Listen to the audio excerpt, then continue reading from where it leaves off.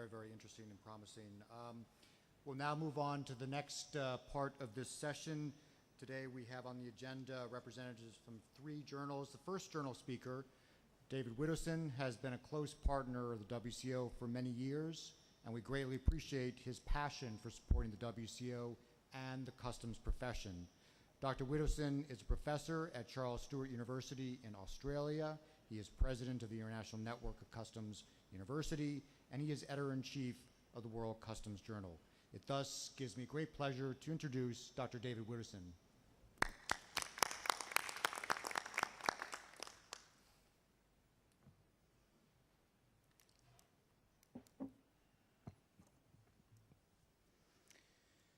Thank you, Mr. Chairman, and good afternoon to everybody. Once again, I'd like to thank our hosts, the State Customs Committee of the Republic of Azerbaijan, for making this event possible, and also, of course, the World Customs Organization. Now, I've been asked to talk to you about the World Customs Journal, and I will, very briefly, in a moment. Before I do, I want to focus on why we need journals such as the World Customs Journal. If you're wondering how many slides I'm going to be using, you're now looking at the last slide.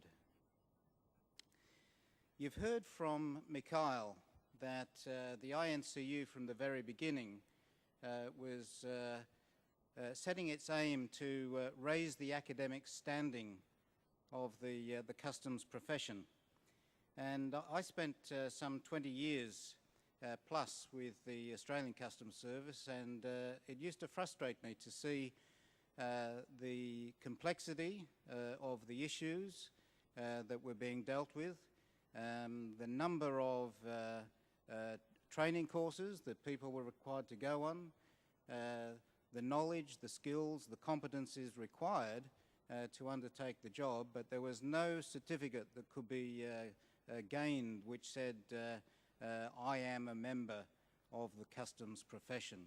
So unlike accountants, economists, engineers, lawyers, there was nothing that could be put on the wall to say I am a member of the customs profession. And so it's with a sad heart that I have to announce that there's no Nobel Prizes for customs academics, I'm afraid. What I did, and what my colleague Michael Wolfgang on the other side of the world also did, was went along to the this must be worth something in academic terms. And of course it is. It's just a matter of constructing it in the right manner. But I do remember that when I first went into the university and I sat around a very large table surrounded by ancient professors, and one of them leaned over and said, Dr. Widdowson, why do we need a master's degree to teach people how to search bags? Well, those of you who understand the breadth and complexity of the customs issues that we deal with would have shaken your head as I did. So the thing is, there was a perception, and that perception had to change.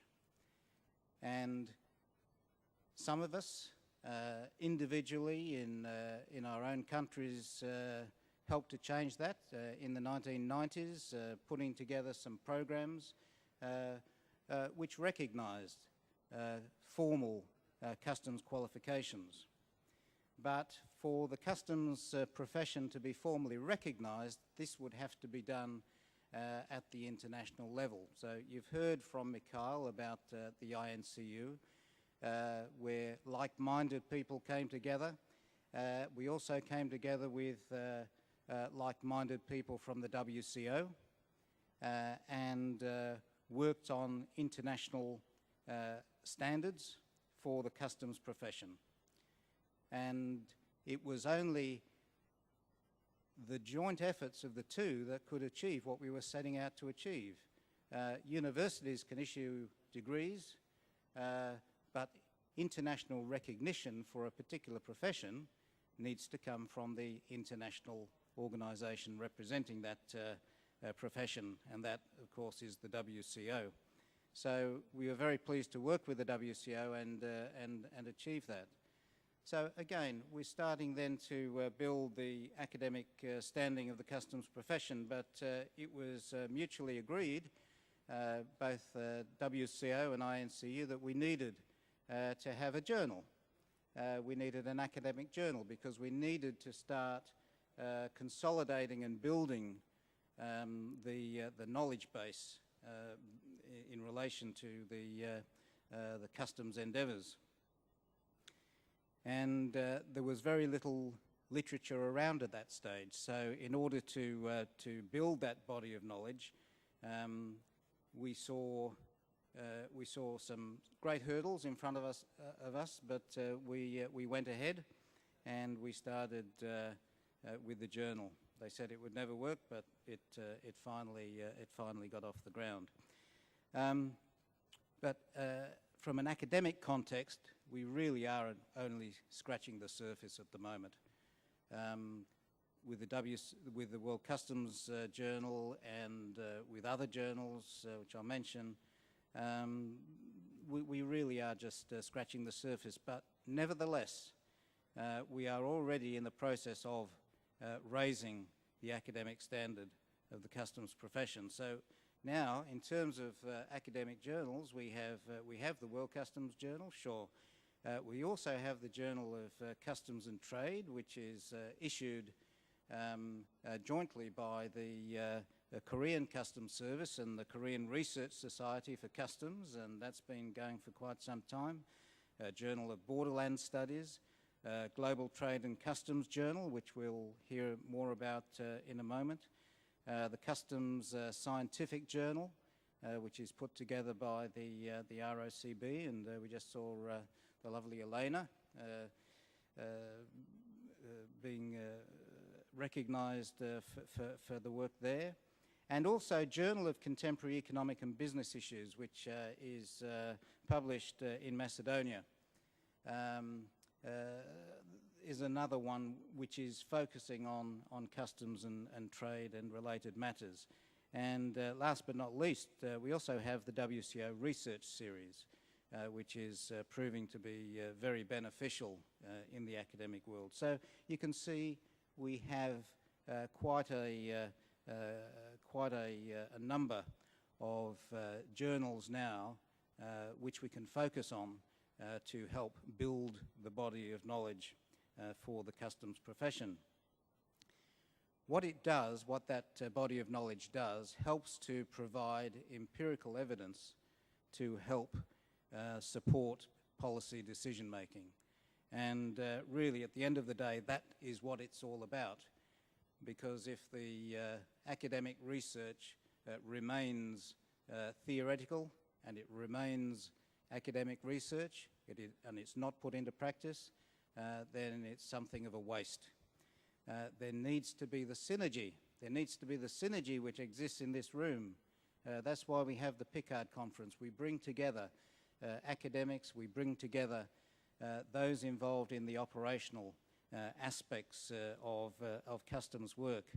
And in that way, the World Customs Journal and the other journals I've mentioned complement the work of the WCO. But we can also assist the WCO in a number of ways. Now, we've heard different descriptors of people and organisations, from Batman to, well, we've had quite a few. I'm going to introduce a new one and say that perhaps the WCO is the Queen Mary. It's a grand ship, but it does take a long time to turn around. It does have a very wide turning circle. Like any international organisation, it sees that things are changing, and it positions itself to take account of those changes, but it takes time.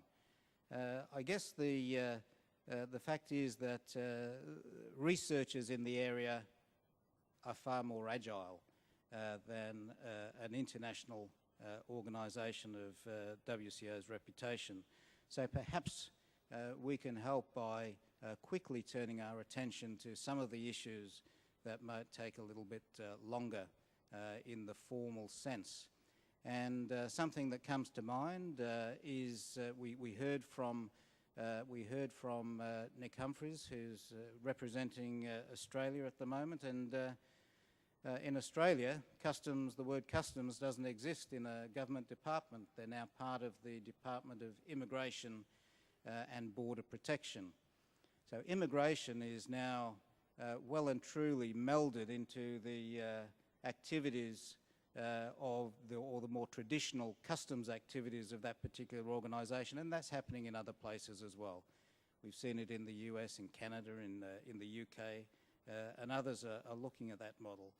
Now, the thing is that for organisations like that, the priorities can be quite different to the traditional priorities of customs and the traditional priorities of the WCO. So we're looking at things like people smuggling and human trafficking. We're looking at the management of asylum seekers. Now, you only have to look at the television these days to see that in Europe in particular, what is probably the major issue in relation to border management? It's people issues. And so the journals can, using the academic research that is available, quickly focus itself on some of these other issues to help support the more traditional areas which have been put forward by the WCO. I was very pleased to chair the meeting this morning where we had two presentations which really demonstrated the value of customs research. We had Nick Humphreys, as I've mentioned, from Australia. We had Dylan Heratz from Belgium, and they were researchers. One was a pure academic. One was a customs official who'd become involved in research initiatives. One was setting out in terms of the pursuit of a thesis and looking at specific issues relating to rules of origin in this case, looking to identify perhaps new ways of looking at things so that ultimately they could be considered by people sitting around this table. Nick, on the other hand, was at the other end of the spectrum. He'd done his research had been accepted, and based on his research, the Australian government decided to go ahead with a particular form of AEO program, Authorised Economic Operator program, called the Trusted Trader program in Australia. But they were clear demonstrations of how research can actually influence policy decision making, and that's what it needs to be. We have literally hundreds of researchers and students that are attending the institutions of INCU members. Now, these researchers and these research students are required to undertake research in particular fields of study. They're looking for subject matter, and they're saying to us, what is it that countries, what is it that governments, what is it that the WCO and other international organisations want? What can we study to ensure that what we do is useful? And that's something that you can tap into, and that's something that I would encourage you to tap into. It's at no cost to you. So a customs organisation can come to the INCU and say, look, we're really interested in having some research undertaken in this particular area. That would be welcomed. That would be welcomed. And if we can make our research as as meaningful and applicable as possible, then that would make us all very happy. As I say, researchers want to make a difference. They don't want to study for the sake of studying. So as I've said, the World Customs Journal, as we see here, is just one of many publications. A little different in one way, that we have two clear sections in the journal. One is for academics, and the other is for practitioners. So we not only encourage academic articles, but if you're working in the field of customs, if you're working in the field of border management, then I would encourage you to think about putting in a practitioner article. We can learn from each other. So I look forward to further developing the journal and working with the other journals that we currently have. And I should say we're not in competition. I think most of the people in the INCU have written for at least 3 or 4 of those journals that I've mentioned. And I'm currently writing for the 5th. So we spread the work around. The point is, though, I would encourage practitioners to identify areas of potential research, and I would encourage researchers to write. And on that, I must say that I thank you very much and look forward to working with you as we continue to raise the academic standing of the customs profession. Thank you very much.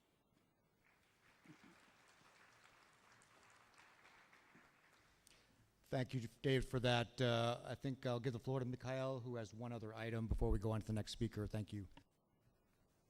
May I ask Professor Wolfgang to come to the front again with Professor Widdowson?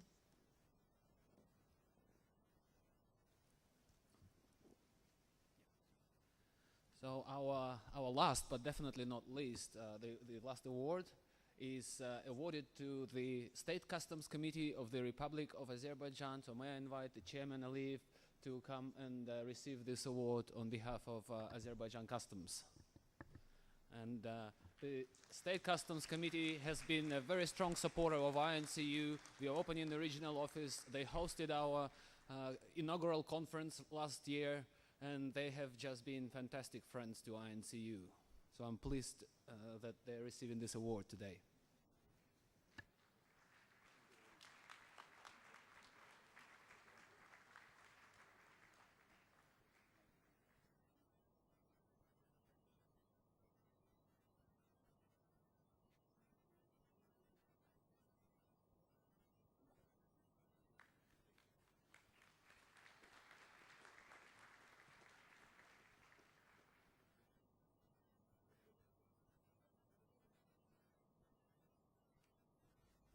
Thank you for that. Our next speaker